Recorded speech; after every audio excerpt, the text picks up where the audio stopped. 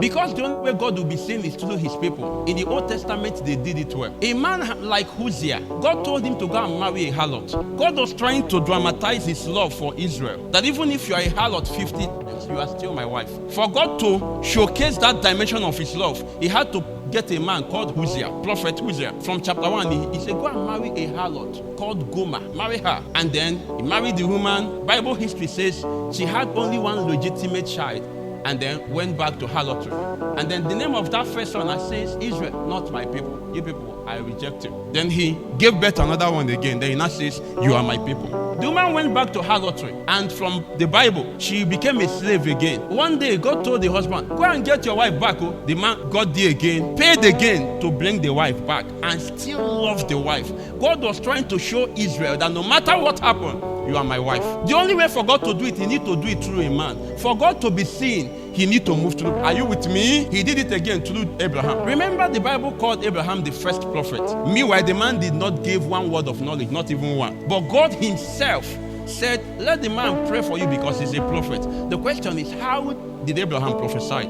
Abraham acted prophecy, not by speaking. So what you saw in Genesis 22 was God acting out the death of Jesus. So Genesis 22 verse 1, put up amplified. He said, now God tested Abraham. I taught the last service on Sunday that the word test there is not the word for temptation. It's to prove the quality of a product.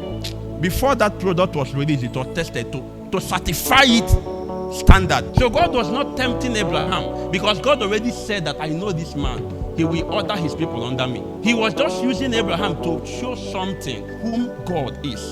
So Amplified says, now after this thing, God tested.